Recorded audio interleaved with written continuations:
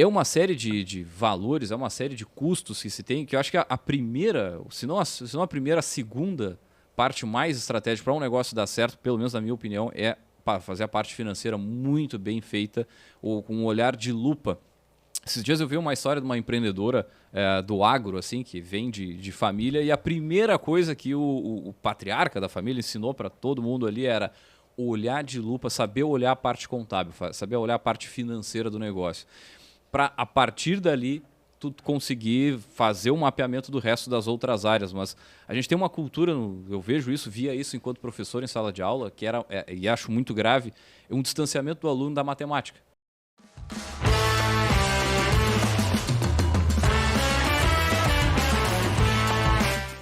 Olá, seja bem-vindo ao Café Empreendedor, o podcast sobre gestão, empreendedorismo e negócios mais antigo do Brasil desde 2015, todas as semanas.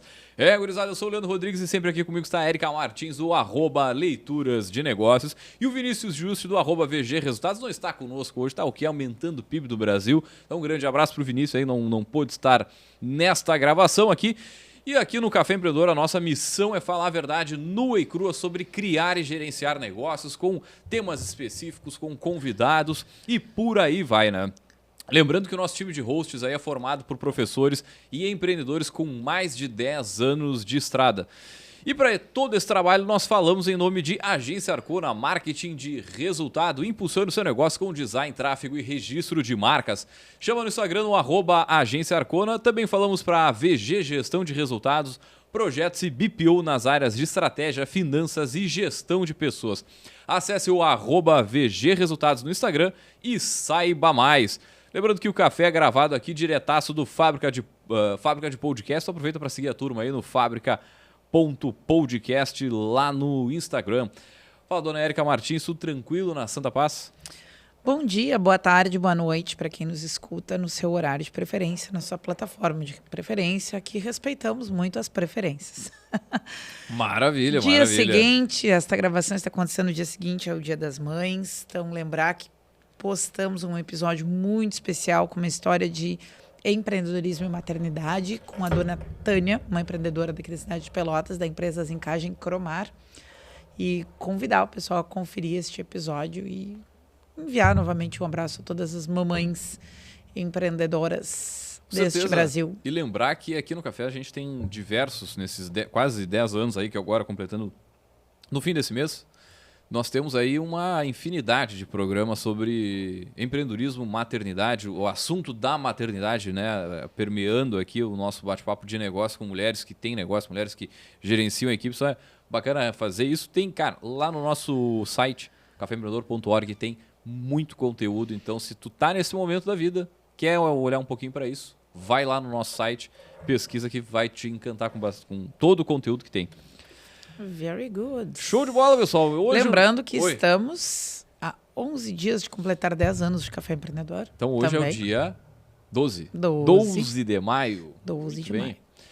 E para este programa nós trouxemos, né, um tema que ele permeia as discussões aqui no dia a dia, né? Cada vez que a gente grava vem elementos que fazem referência a esse tema e ele é extremamente importante aí, principalmente para quem tem negócio, para quem está gerenciando, para quem está abrindo, enfim, é um tema mais aberto, mas de qualquer forma tão importante quanto, que é o seguinte, né? O que faz um negócio dar certo, né?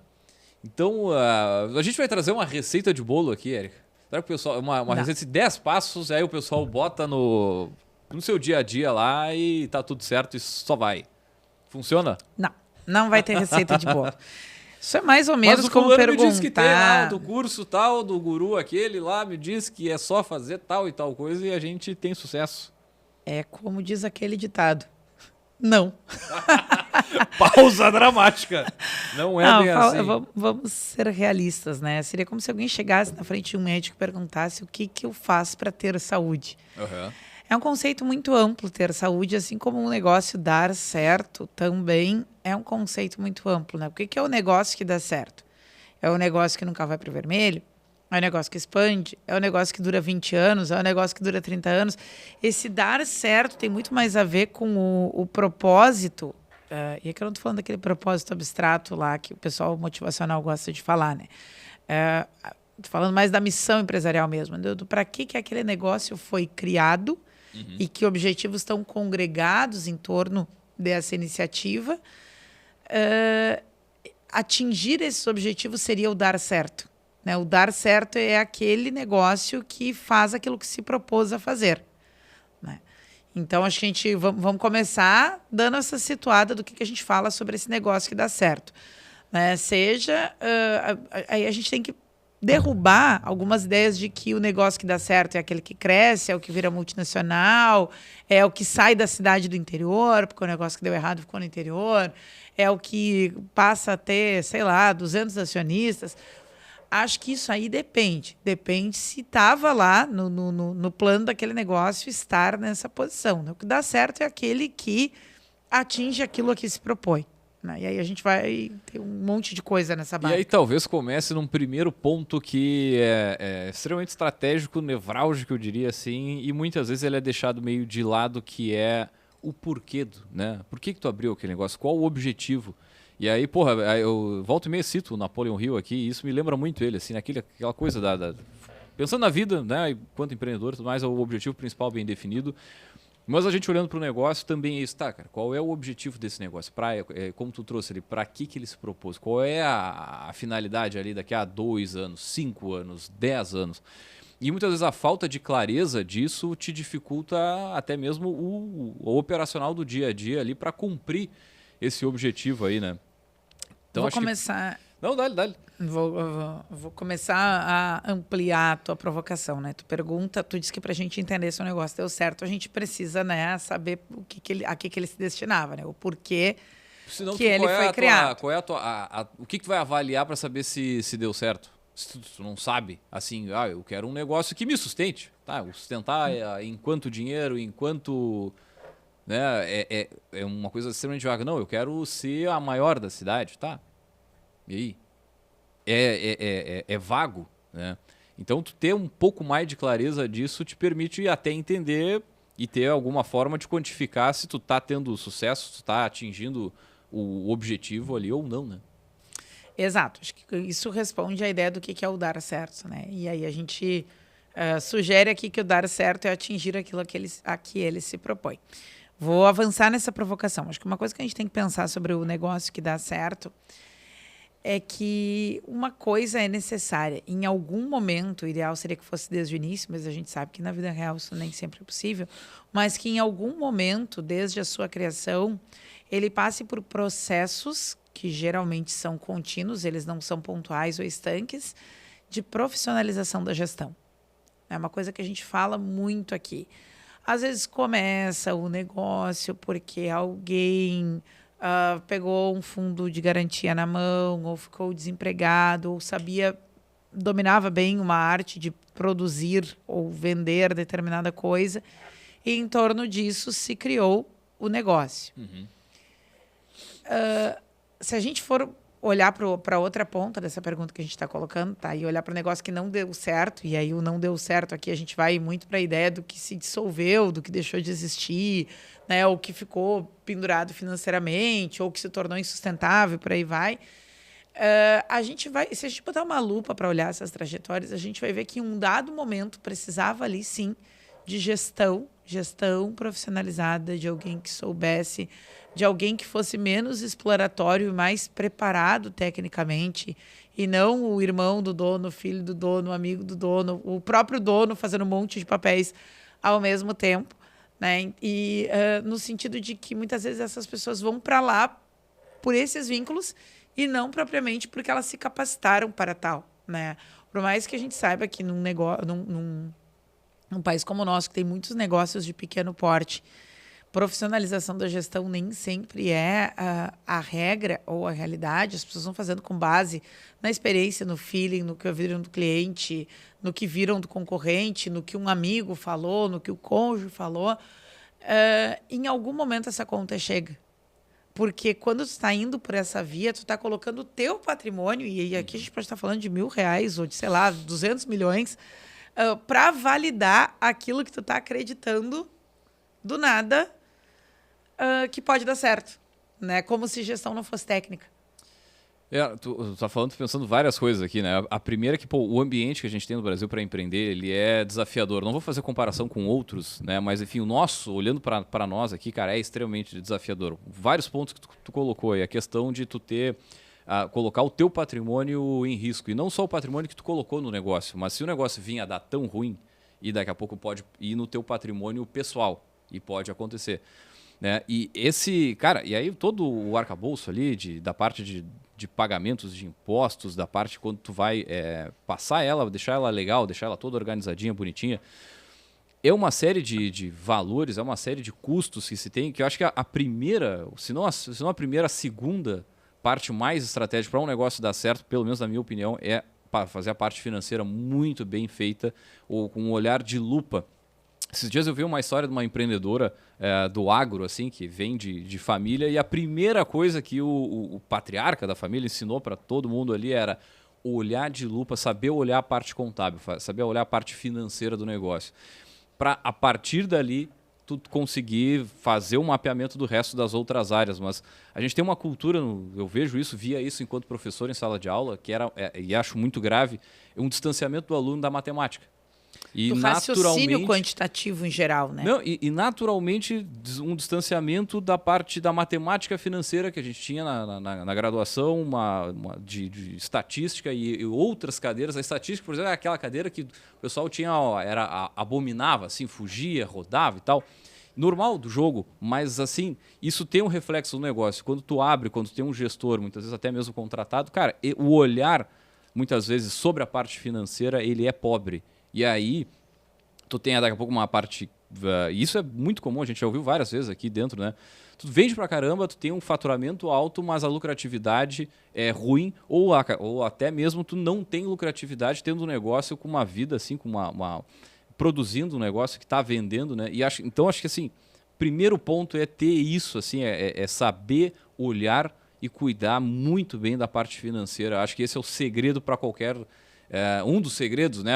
Acho que um tempero que faria o negócio dar certo, com certeza, a gestão financeira bem ajustadinha, com um olhar de lupa ali, principalmente quando tu é pequeno, quando tu está fazendo, como tu falou ali, um pouco de tudo, tu ter esse olhar mais técnico ali na parte financeira, eu acho que ajuda bastante aí no desenvolvimento do negócio. Eu acho que ir além do... Mas o contador não me falou. Né? Eu acho que muitas pessoas que estão à frente de negócios iniciantes ou, né, de um porte menor tem muito essa ideia de que o contador, por ser aquele que dá notícias de despesas obrigatórias, também vai avançar para este papel de um aconselhador em algum grau. Né? E, ok, eu acho que tem serviços de assessoria que vão para além, né, da formalização do recolhimento das guias e da orientação tributária e, né, e de todos os registros contábeis, mas isso não é a regra. Né? E a regra também deveria ser que tu tenha propriedade sobre os teus números para conversar com o teu contador. E não que tu terceirize para ele a atribuição de te dar soluções para que tu possa tomar decisões sobre questões do teu negócio, que não adianta. A gente não foge da ideia de que o negócio também existe para dar lucro. Sim. E a gente só chega nesse lucro fazendo isso que tu diz, né? Entendendo como é que o dinheiro chega e como é que o dinheiro sai. Para mim, essa questão cultural nossa, né, de se distanciar da matemática, ela gera uma terceirização da responsabilidade financeira do negócio, e aí tu traz o contador como a pessoa que, né, é responsável por essa área, por essa questão assim. Tu tem uma planilha lá no Excel, tá ok, tá organizado ali, mas no fim do dia, quem vai te ajudar a entender se a empresa está com uma saúde financeira ok, tu vai terceirizar isso para o contador, e não é a atividade do contador, né? Muitas vezes, nesse tipo de contrato com empresas menores, a assessoria contábil ela vai justamente para fazer a parte mais assim, para cumprir carnê. E tá beleza, ele daqui a pouco até mesmo a contratação tem um valor que simbólico, é basicamente para isso aí. Tipo, não é a atribuição do teu contador, daqui a pouco te dá assessoria, que aí entra nessa questão de fazer uma varredura, de olhar, por exemplo, qual é o teu enquadramento fiscal hoje, para o ano que vem, será que é melhor tu mudar, tu continua, de que forma tu pode operar, daqui a pouco tu aumenta a tua equipe para conseguir baixar um pouco da alíquota que tu está pagando, dentro do simples ali. Tem algumas formas assim de tu pagar menos Pensar imposto. inteligentemente, né? Sobre... Mas tu pagar menos imposto, aumentar a tua lucratividade, mas assim, de forma legal, organizada e tudo mais, mas isso demanda bastante conhecimento. E no início da empresa, provavelmente tu não vai ter um volume financeiro para contratar assessoria e tudo mais, então o que te resta entender? Mas o interessante para mim disso aqui é que, cara, tu gasta ali, tu investe ali um mês, sei lá, algumas semanas, estuda, entende o troço e beleza, depois não vai mudar toda semana. Aí sim tu tem a figura do contador para te atualizar ali. Ó, mudou isso aqui, mudou aquilo lá. Agora a parte tributária tá assim, ou a questão dos colaboradores, né, do CLT tá assado. Cara, isso acho que não começa um negócio sem conhecer bem. E a gente sabe, tem muita gente que dá-lhe o peitaço assim, entra, beleza, no meio do caminho, vai organizando, mas assim, tu começar com tudo bonitinho, organizado ali, faz diferença no final ali, né? Essa fuga do raciocínio quantitativo, né? Que a matemática é uma aplicação desta coisa prévia, que é o raciocínio quantitativo. É uma coisa cultural muito forte nossa, né? Tanto que se a gente olhar... Claro, eu acho que tem a ver com questões mais complexas de apropriação de saber, né? A gente não vê aí 700 estudantes de engenharia como a gente vê de outras áreas de humanas com, né, um número bem mais preponderante. Mas acho que é uma questão que não fica de fora quando a gente vai pensar lá nos bastidores do que precisa para um negócio que dê certo. Outra coisa que eu acho que eu acredito que o negócio, para dar certo, tem que ter é resolver um problema de verdade. Assim, tem que ter a base do teu serviço, do teu produto, ela tem que ter um público-alvo ali que vai querer consumir. E aí a gente está num mercado que cada vez mais, quanto mais nichado, melhor. E aí tem vários gurus de marketing que falam sobre isso, assim, e tudo mais. Então, tu tentar entender, entra lá, começa pela pirâmide de Maslow, entende a necessidade básica e tudo mais, vai a partir dali, entende esse formato, vai te atualizando. Esses dias eu estava vendo, por exemplo, o pessoal comentando sobre a geração Z e o volume de álcool que a geração Z consome versus a nossa geração, a geração dos millennials e o pessoal que está... o pessoal mais veterano, vamos dizer assim.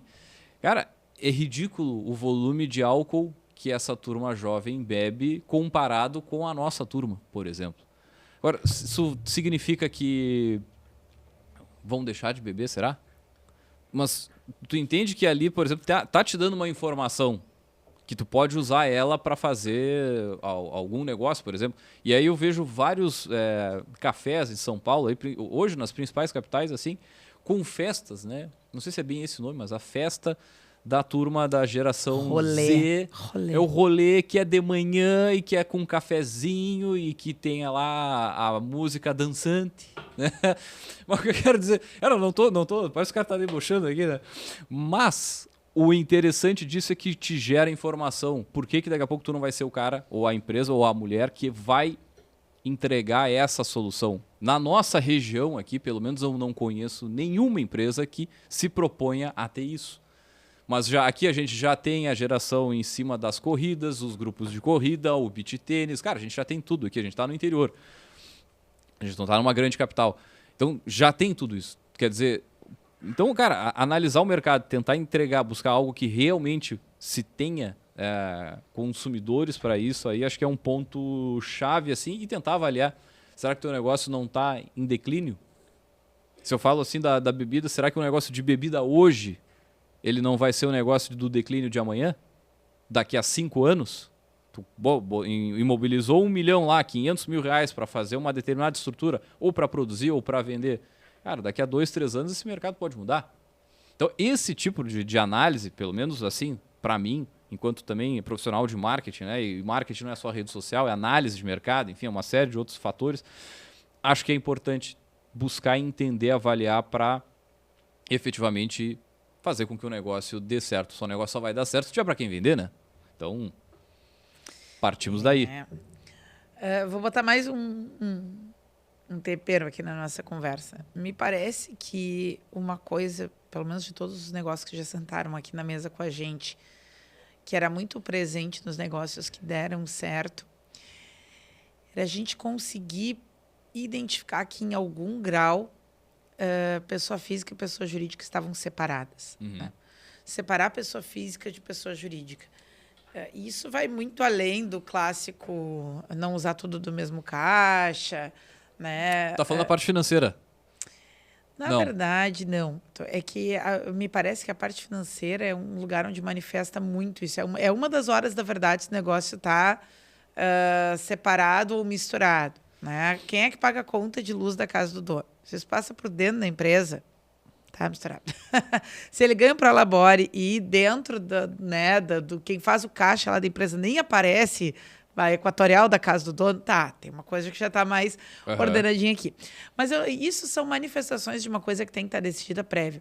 E a gente já falou isso aqui algumas vezes. Eu acho que pelo tanto de envolvimento, trabalho, dedicação e pelo quão sonhado é, muitas vezes, a abertura de um determinado negócio ou um saber que se tornou um negócio ali. A gente sempre usa o exemplo do bolo. Eu fazia bolo muito bem e abri uma confeitaria. Como aquilo geralmente está muito vinculado a algo que é muito caro no âmbito pessoal, né? Alguma coisa que é muito importante, ou que é muito apaixonante, ou que é muito vinculado,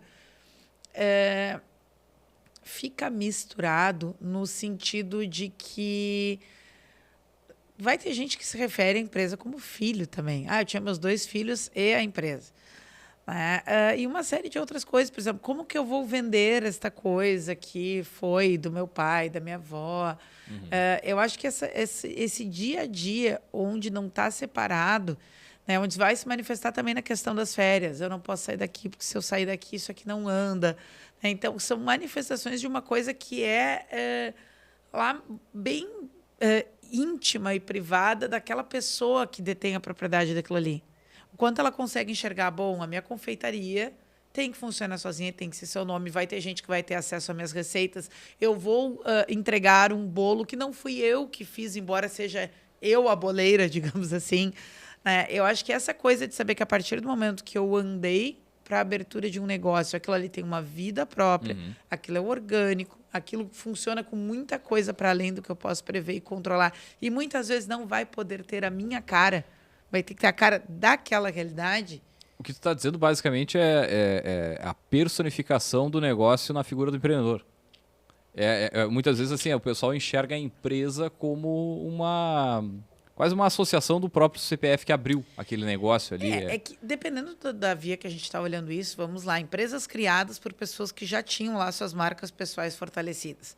Muitas vezes, na hora de botar para rua, é um ativo. Não, tudo bem. Não, não entrando na questão de marca em si, mas na questão de comportamento. Na concepção do negócio, exatamente. Como é que tu enxerga aquilo ali? Se tu é profissional em algum grau desprendido o suficiente para saber que aquilo lá pode ser teu, pode ser tu que responde, mas a partir do momento que se constituiu como uma organização, tem uma vida própria. E não vai seguir sempre o que tu pensa, o que tu acha, ou não é uma extensão tua. A partir do momento que virou... Essa ideia de que muitas vezes o trabalho autônomo que derivou para um negócio. Dentre outras formas, tantas que manifestam essa coisa fundida. Eu sou a minha empresa e a minha empresa é igual a mim, e que isso é extremamente danoso e tu não vou só dizer cresce, porque daqui a pouco pode ter um negócio que não foi desenhado para crescer e sim para se manter estável, atendendo aquele público. Mas acho que é uma empresa que não se profissionaliza, porque ela fica muito dependendo do seu fulano, da dona fulana. Do que pensa, do que quer, do que age, do que faz. Por aí vai. Isso é natural para muitos negócios, principalmente os familiares, né? E isso é muito comum. Daqui a pouco tu tem uma figura de um pai, de uma mãe que fundou um negócio e que a partir daquele negócio a família começou a trabalhar. E aí tu tem justamente um momento de ruptura ali, né? Quer dizer, não, a partir de agora, sei lá, os filhos entraram na gestão, por exemplo, e a gente precisa ter uma forma diferente, uma forma mais profissional. E aí tu consegue, muitas vezes, fazer essa dissociação das pessoas que fundaram um negócio para as pessoas que vão tocar pensando, né, numa longevidade da empresa. Porque muitos dos negócios, como a gente falou aqui, cara, eles nascem da necessidade de precisar fazer renda para dentro de casa, aquela coisa toda, o negócio vai se desenhando. Muito do que a gente traz aqui, o empreendedor ele não tem tempo de pensar, ele vai estar tocando o negócio ali, e lá num domingo, quando ele para, ele começa a pensar no negócio, então, eu podia fazer assim.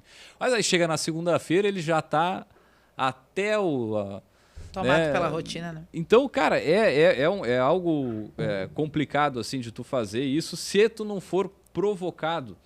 Eu acho que aí tu tem a figura do que a gente falava antes aqui, né? De terceirizações, aí de gestão de pessoas, de mentoria. O Vinícius, por exemplo, trabalha com isso, né? De pessoas que vão entrar dentro do teu negócio e te ajudar a ter um olhar externo.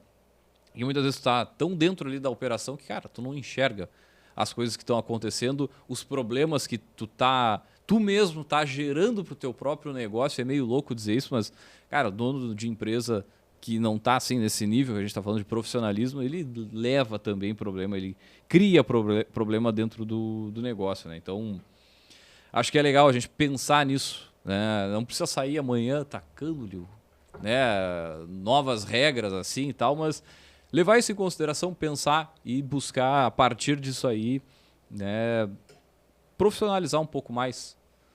E a gente sabe, né, a organização é viva.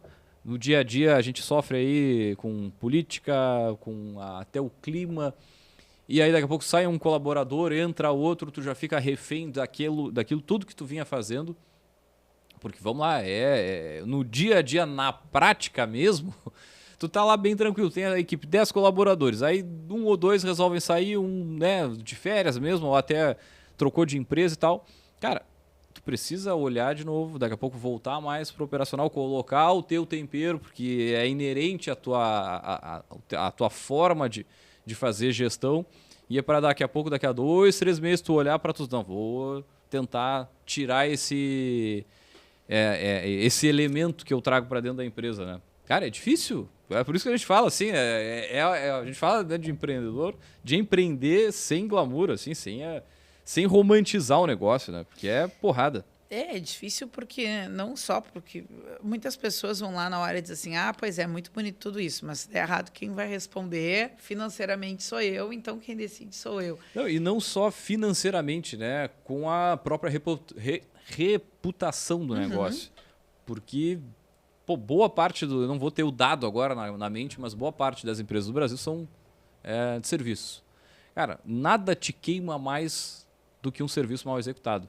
Daqui a pouco um produto que chegou extraviado, foi errado, foi ruim, não sei o que tu troca. Agora o serviço que foi executado, tu refazer ele e ainda manter a positividade do cliente é um desafio, acredito eu, que bem maior. Então, tu ter essa visão de construção de marca, né? A gente falava aqui, né? Num primeiro momento tu vai ter uma associação do CPF com a empresa e isso vai tendo até mesmo um ruído. Se tu não for o creator da marca, da tua própria marca, se tu não for, né, a pessoa que vai para frente das câmeras, que aparece, que fala e tudo mais, ainda o caminho de construção de marca ainda é mais difícil, porque a gente está num mercado que cada vez mais as pessoas se conectam com pessoas. Aí tu tem aquele empreendedor que não quer aparecer e a gente diz para o cara, não precisa aparecer, tu tem que mostrar, as pessoas gostam de ti, as pessoas compram de ti, beleza, mas se tu não tiver na rede social, teu concorrente vai estar.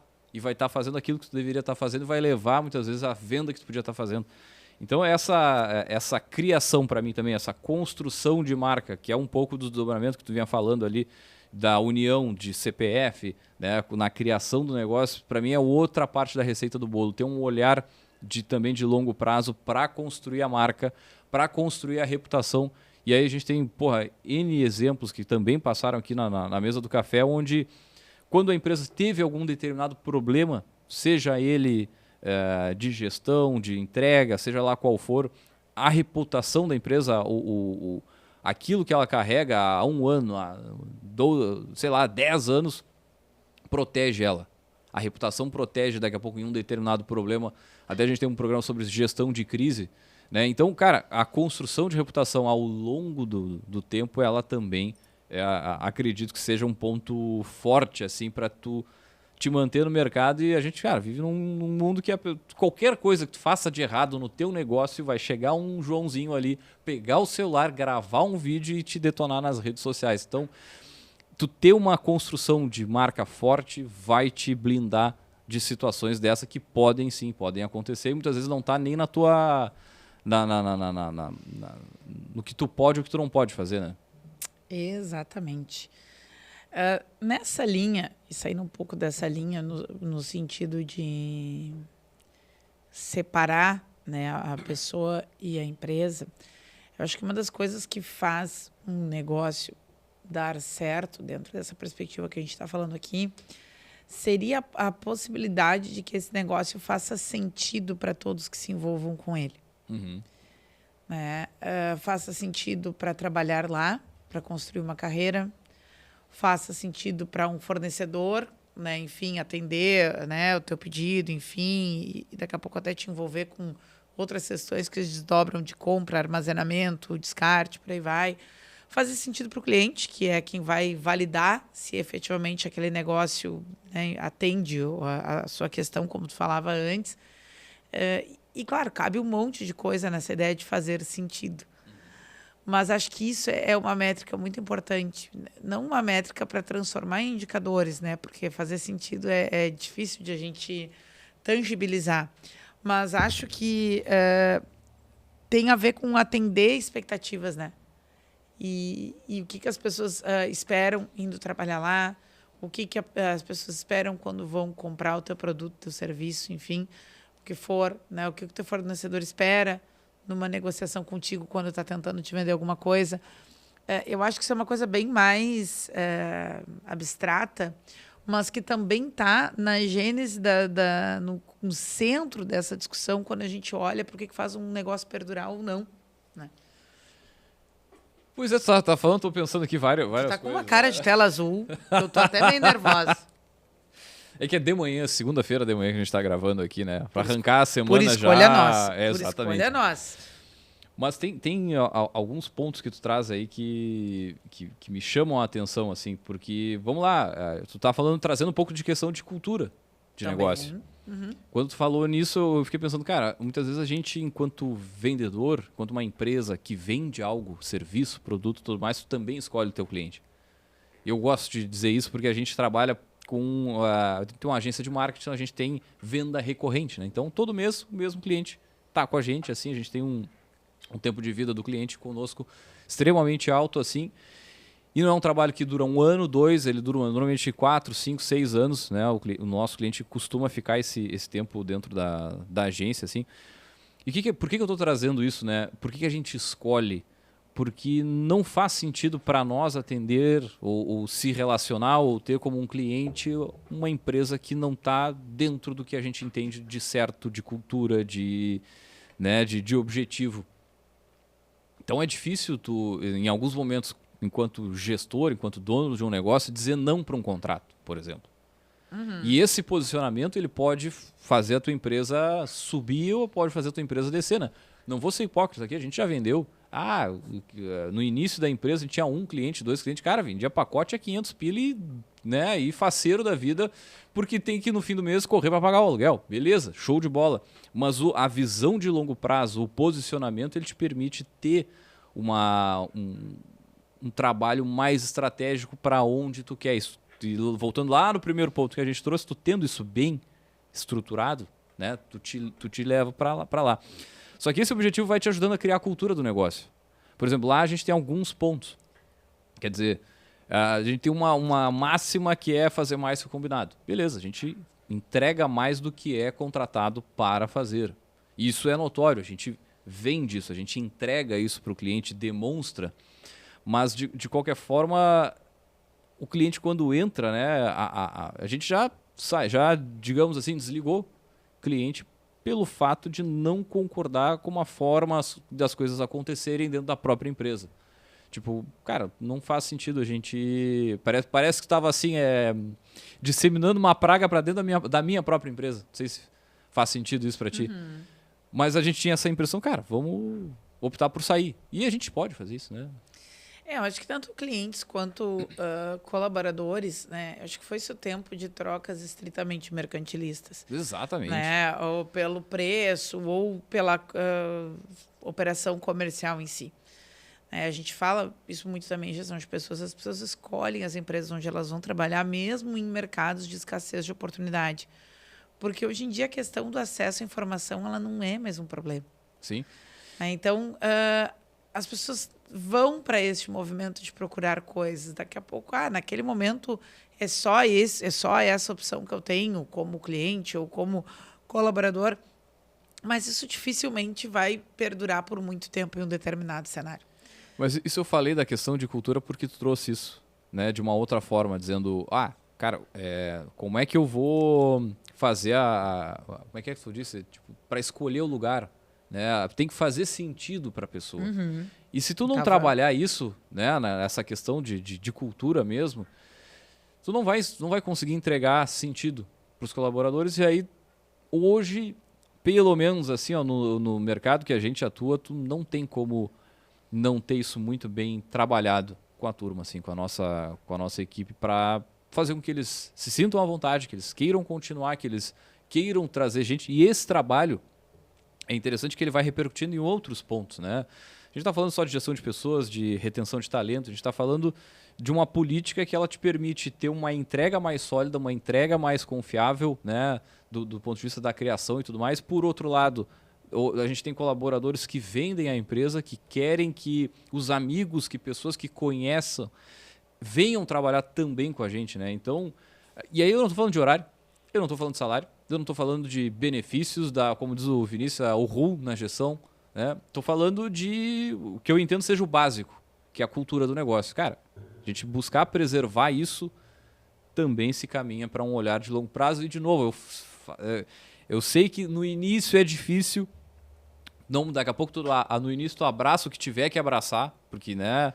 Mas vai olhando para isso, vai trazendo essa... O problema é por quanto tempo tu fica abraçando o que tiver que abraçar, né? Se tu tivesse uma agência que há 3 anos faz pacote 500 pila para pagar o aluguel, tem um alerta, né? Olha só, acho que não algo tá dando errado, certo. não está certo.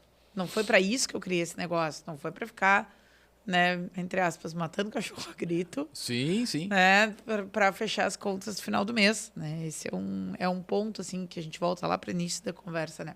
E o primeiro pacote que eu vendi, e ainda é engraçado, né? Ainda conheço o cliente, vejo que ele continua crescendo o negócio assim e tal, mas o primeiro cliente que a gente teve eu vendi a 790 pila em 2015, um gerenciamento de rede social. Foi a primeira vez que a gente organizou, o produto é esse, vai para o mercado e ficou conosco, um baita tempo, sei lá, 3, 4 anos, coisa do tipo assim. Mas é legal assim, porque isso vai nos dando cancha para olhar, porque, cara, como fazendo uma meia-culpa aqui, né? No início não tem. Tu vai fazer o que tiver que fazer, pelo preço que tiver que fazer, vai abraçar, principalmente se tu precisar. Porque daqui a pouco, eu entrei com dinheiro de outro negócio, eu vendi uma casa, eu herdei alguma coisa, eu tinha um fundo de garantia. Agora, se tu não tem nada, vai. Né? E alguns negócios, inclusive... daqui a pouco até o fazer de graça para tu fazer portfólio, para ter alguma coisa para apresentar para o teu próximo cliente, pode ser uma boa oportunidade aí de começar, né? De arrancar, não arrancar do zero, né? Queria voltar um pouquinho para essa ideia de fazer sentido antes de tu acrescentar mais uma outra contribuição, né? Meu Deus, este relógio voa. Às vezes, quando a gente pensa na ideia de um negócio dar certo, a gente olha muito para a questão de números, né? Caixa está sólido, tem sua sede, tem clientes rentáveis, porque são métricas mais fáceis de a gente atingir a mensuração, né? Olhar e saber, bom, o caixa não mente, o estoque não mente, as notas fiscais emitidas não mentem, por aí vai, né? Mas, por exemplo, se a gente pensar nessa ideia, né, de pessoas. Eu posso ter um negócio que tem uma rentabilidade sólida, forte, eu posso ter uma remuneração atrativa, né, enfim, conseguir sustentar ali um bom plano de carreira e tudo mais, mas ser um lugar, pela forma como as coisas são conduzidas, é um lugar que as pessoas não gostam de trabalhar, que as pessoas adoecem com frequência, né? Eu não quero personalizar, mas eu quero jogar na roda uma provocação aqui para a gente, por exemplo. Tem uma determinada filial de um hipermercado aqui na cidade que eu já atendi 3 pessoas que trabalham lá, né, no consultório, por conta de adoecimentos na questão do trabalho. Né? Aí tu vai pensar, de segunda a segunda está aberto, não tem onde estacionar, está sempre cheio, com certeza não tem problemas de lucratividade, não tem problemas, vários desses que a gente está falando aqui, é de uma grande rede e tudo mais, mas as pessoas adoecem, né, com frequência trabalhando nesse lugar. A gente pode dizer que esse é um negócio que deu certo? Se eu abrir algo que, ok, cumpre... Eu estou dando um exemplo bem pontual, de uma situação bem pontual, mas eu quero ampliar essa nossa ideia do que é o negócio que dá certo. Né? Me parece que se eu criei um lugar a mais no mundo, onde as pessoas vão para adoecer e se sentir mal, é meio complexo afirmar que isso deu certo.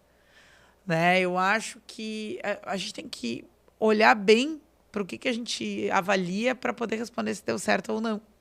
Né? Acho que esse é o ponto aqui também. Pausa dramática. Não, eu tô pensando aqui justamente nessa questão assim, o que é o dar certo, né? Daqui a pouco deu certo para os acionistas. Estamos faturando. Pois é, estamos sendo rentabilizados. Aí tá show de bola. Eu volto para te perguntar, estava na criação lá desse negócio ou nas metas para onde esse negócio anda a ideia de promover um ambiente adoecedor? Promover o ambiente adoecedor, eu acho que é por... Possivelmente não. Certamente assim... Efeitos colaterais de dar resultado, né? Para quem eventualmente é acionista da empresa, ou seja lá o que for, provavelmente não está muito preocupado com isso. Tá bem. Então, acho que a gente não pode considerar que dar resultado financeiro seja um único indicativo de que o negócio está dando certo.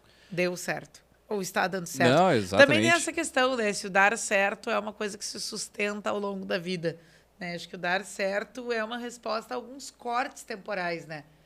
Pois nessa questão de dar certo, vou trazer um exemplo de instituição financeira. A gente atende uma cooperativa do Sicredi, que faz parte, né, da federação do Sicredi aqui na região sul e no Espírito Santo.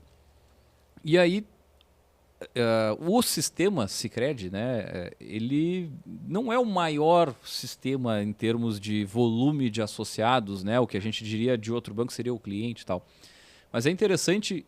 do posicionamento, tipo, é uma instituição extremamente lucrativa, né? Ela funciona muito bem, ela tem o retorno para a sociedade, tem uma série de benefícios e tudo mais. Mas quando tu vai olhar o volume de associados, se enquanto uma pessoa física, tu olha para o Sicredi, tu vê tudo que é feito, toda a contrapartida que tem na comunidade, né? As taxas e tudo mais, e tu não te associa, é meio assim, a gente até brinca, quem conhece se associa. Acaba entrando para dentro do sistema. Quem não conhece continua na outra, sei lá, num banco. Aí tu pega o Nubank. Nubank tem, vou chutar aqui, uns 10 anos, 15 anos, não tem mais do que 15 anos. Né? Eu vi uma reportagem, uns 50 milhões de clientes, a rede. Segura seu tchanzinho que a gente vai... Em tempo real, vamos ver aqui quantos clientes tem. Mas tu vê, são crescimentos diferentes. Nubank nasceu em 2013. Então não tô tão errado. Nubank, 105 milhões de clientes do Brasil, México, Colômbia. Pô, chutei não, eu me lembro de ouvir a metade disso. Então bota isso. Novembro de 2024, Vamos alcançou 100 milhões de clientes no Brasil. 57% da população adulta do país é cliente do Nubank. Então guarda essa informação. Então, cara, aí nós temos uma maneira de crescer, de ver o sucesso. Quando a gente olha para o Sicredi e o trabalho que ele é feito, assim, que vai além de servir o teu serviço financeiro, tem o retorno para a comunidade, é uma cooperativa, ela funciona de uma forma completamente diferente de uma instituição tradicional. Então, o propósito dela está em outros locais, em outras análises, não é o volume. O volume ele é importante, de pessoas, né, impactadas. Mas quando tu vai olhar para o retorno que tem para a comunidade, para todo o sistema que é feito, aí vamos de novo para aquela... O que é o dar certo? O que é ter sucesso? Né? Vai naquele primeiro ponto. Qual é o objetivo do negócio? Né? O Nubank certamente tem uma estratégia de... que embora... diferente. Aí me parece que embora a gente esteja falando do mesmo conjunto de serviços, a gente não está falando do mesmo perfil de cliente. Não, nem de cliente, nem de posicionamento de negócio, Mas a gente está analisando assim o que é dar certo para um e para outro. Né? E no ambiente que tu trouxe ali no exemplo, que não é saudável, né, na gestão de pessoas, assim, tal, ou até mesmo não tem gestão de pessoas lá na rede que tu comentou, certamente ele tem um formato diferente de pegar outro varejo, outra rede que tenha um trabalho. Por mais que a gente sabe que o trabalho, né, nesse tipo de negócio ele é muito mais pesado, né? Como tu falou ali, é de segunda a segunda, sem feriado, sem, né, com um volume de horas dentro daquele estabelecimento grande também. Então, aí vai, né, o que é o dar certo. E aí, isso é legal para tu avaliar. Daqui a pouco tua empresa não precisa ser a maior da cidade, a que mais lucra, mas a que melhor trata os colaboradores, onde as pessoas são mais felizes. Eu me lembro de lá nos meus tempos idos de faculdade, né? Botando uma cacetada de tempo aí em cima. Mas, enfim, ter essa discussão muito forte, né? De que nem toda empresa nasceu para ser a líder no seu segmento, ou a melhor, né? Enfim, a mais lucrativa, ou a que é a marca mais né, associada, lembrada, reconhecida. Acho que tem que olhar para isso, né? E me parece que sempre quando a gente está falando isso, a gente está falando de uma projeção pessoal daquele que a criou. Ainda que, por vezes, isso aí se desdobre, vire, né, uma mega rede, por aí vai, que a gente estava conversando. Eu acho que tem muito dessa ideia que acontece lá no início, o quanto ela vai se adaptando à realidade, né? E vendo que, ok, a gente consegue esquecer numa empresa de ponta e ir fazendo tudo que implica nisso. Ou não, realmente o nosso lugar aqui talvez seja ser o plano B, ser a segunda opção, ser o pode ser, e também crescer em torno do que cabe, né, para uma empresa de segunda opção. E tá tudo bem. E fatura, imagina o seu segundo... Tá, o segundo Uber é grande demais, mas pensa na segunda loja, o terceiro serviço aí na tua cidade. O primeiro e o segundo já devem ser grandes, imagina o terceiro ali. Então tá faturando, tá no mercado, tá. Mas tem um outro ponto que eu quero trazer, o seguinte, que é a execução disciplinada, um negócio que eu também acredito bastante, assim, né? Não adianta tu começar um negócio, estruturar ele arrancar, mas tu não manter essa disciplina ali de todo mês ao longo de um ano, todo cliente que entra novo, tu ter aquele sistema, aquela forma como é feito, enfim...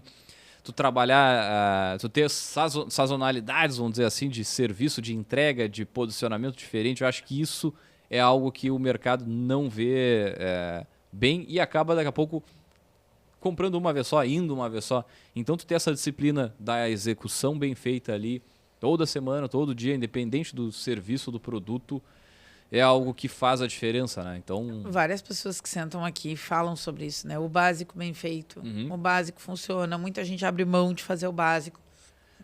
Então, fazendo o que tem que ser feito, organizando a casa, tendo processo, já está meio caminho andado, porque tem muita empresa desorganizada, é impressionante. Às vezes a gente entra para, enfim, fazer parte do marketing em algumas empresas, assim, aí tu vai olhar o dia a dia, a organização é complicado. E às vezes tu vai botar aquela lupa que tu dizia lá para os controles fiscais e tributários e contábeis, e tu vai ver que isso é um desdobramento de uma falta de uma estratégia central bem definida, que deixa até o microprocesso lá na ponta desorganizado, porque está cada um fazendo aquilo que acha que é para onde deveria estar indo ou para onde acha que está indo.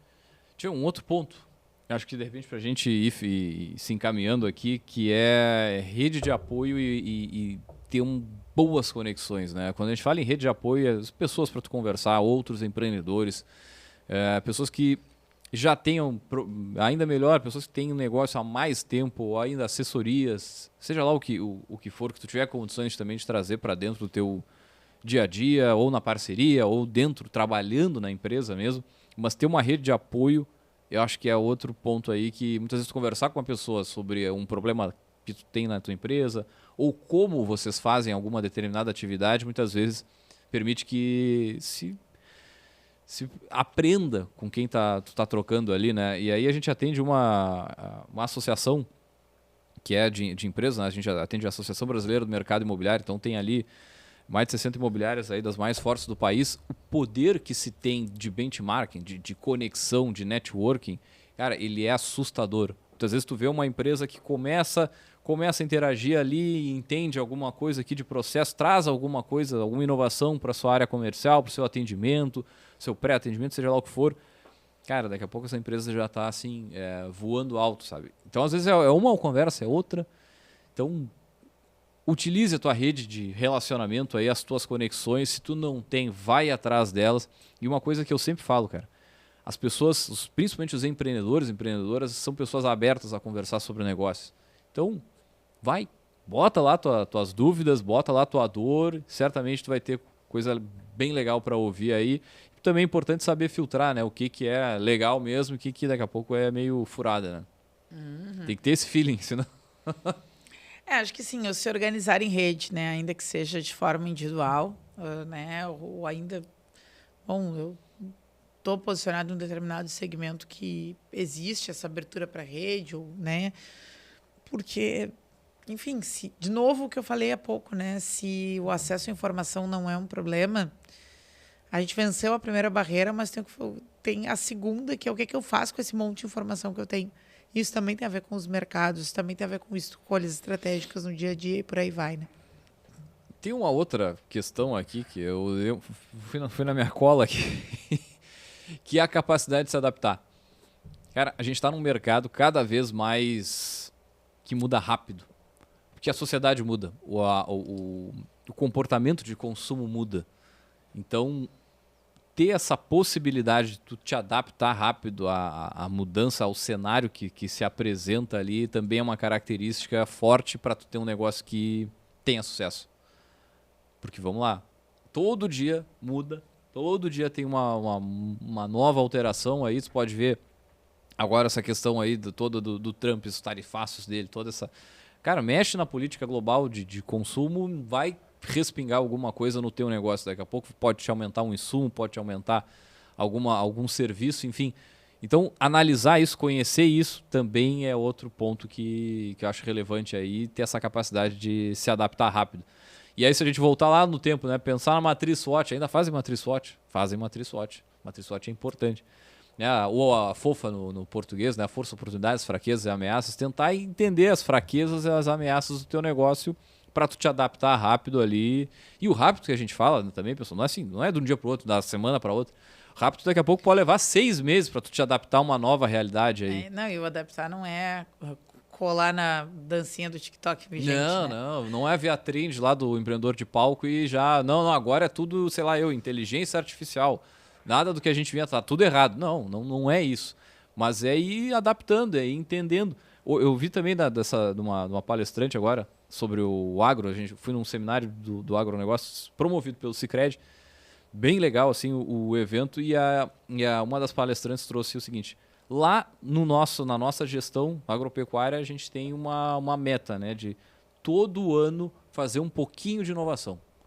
Então, se a gente faz um pouquinho a cada ano, em 5 anos a gente tem um pocão, nas palavras dela. Então a gente tem diferente de uma outra empresa que daqui a pouco não faz nada, se vê na correria para tentar botar alguma coisa de inovação e a partir dali o processo muda tudo. Então, se você vai fazendo aos pouquinhos, até mesmo essa adaptação ou trazendo um outro ponto que é a inovação, em 2, 3 anos tu já percebe que a empresa está diferente das demais ali no mercado, né? Então, isso aí me chama a atenção, essa capacidade de adaptação. As empresas que continuam no mercado e que são fortes ao longo de 30, 50, 60 anos, elas têm essa característica de se adaptar ao mercado. Isso é um movimento que também precisa vir de cima para baixo, né? Sim. Eu não posso ter só equipes puxando isso, estimulando isso, se eu não tenho uma alta liderança, um proprietário, dependendo aqui da configuração de negócio que a gente fala, que está entendendo que existem muito poucas certezas perenes, assim, né? Mas, muito enfim, bem, vai gurizada. ficar muita coisa para uma parte 2, já fica em aberto aqui, mas acho que fizemos um bom bate-bola sobre o que faz um negócio dar certo. Muito bem, então vamos puxar o nosso próximo quadro aí, que é o Gotas de Inspiração.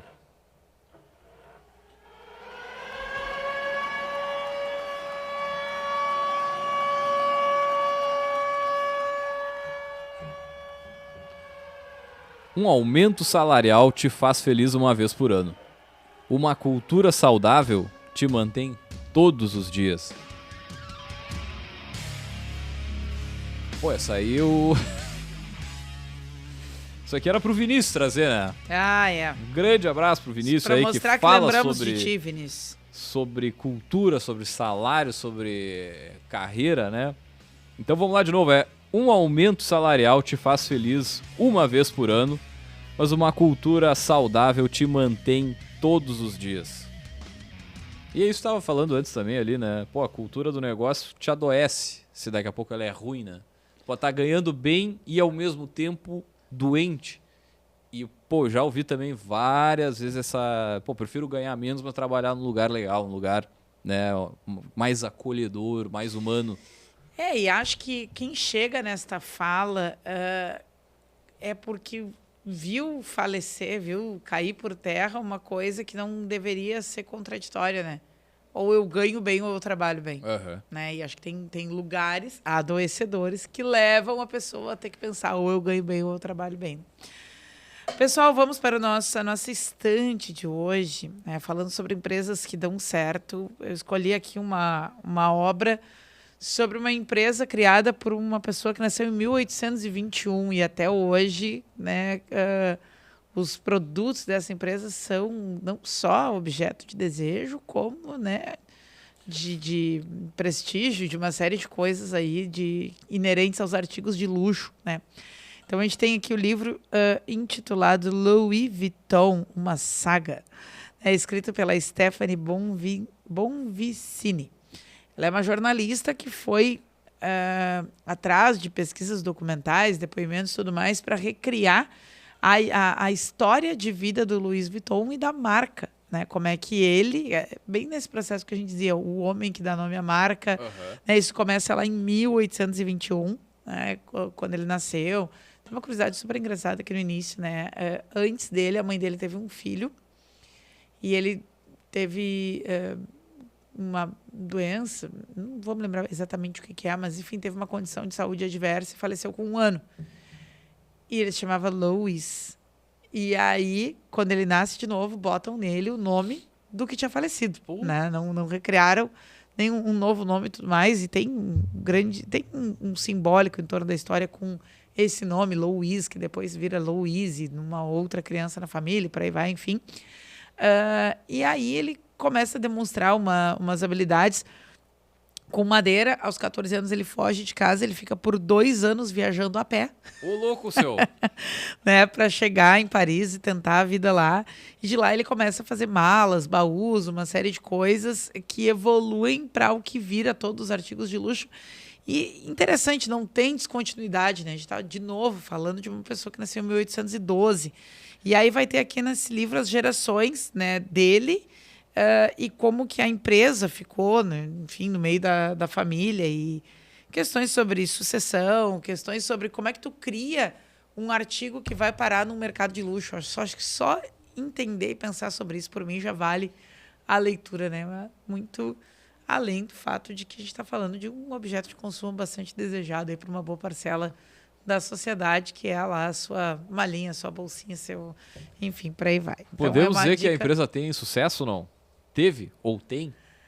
Acho que Pausa podemos dramática. dizer que tem uma história que em alguns momentos aponta para isso, em outras se retrai, neste movimento de olhar para que o sucesso não é uma coisa sustentada ou estanque, só porque uma vez a gente chegou lá, a gente efetivamente vai ter condições de manter. Acho que vale a leitura aí. Maravilha, né? A versão aqui brasileira, Herbert Richards. não é Herbert.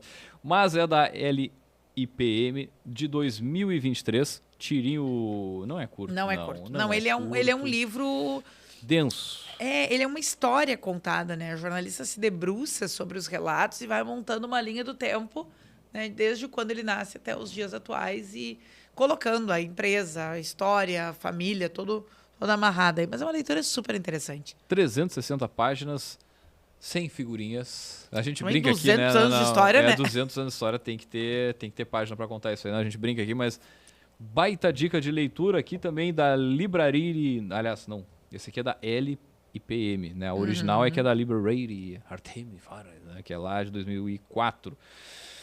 Muito bem, mandar um grande abraço aqui para Gabriela Ferreira Lopes, que é a bibliotecária responsável pela ficha catalográfica aqui do Louis Vuitton, uma saga. Muito bem, gurizada. Vamos fechando por aqui, então? Vamos lá. Até a próxima. Então, vamos fechando por aqui. Agradecer a continuidade aqui dos nossos ouvintes. Lembrando, é claro, que aqui no Café nós sempre falamos em nome de Agência Arcona, marketing de resultado. Impulsione o seu negócio com design, tráfego e registro de marcas. Chama no Instagram, no @Agência Arcona. Também falamos para VG, gestão de resultados, projetos e BPO nas áreas de estratégia, finanças e gestão de pessoas. Acesse o @VG Resultados no Instagram e saiba mais. Lembrando que o café é gravado aqui diretaço do Fábrica de Podcasts. Então aproveita para seguir a turma aí no Instagram, no @fabrica.podcasts. Fechamos por aqui, deixar um grande abraço e até a próxima edição do Café. Valeu!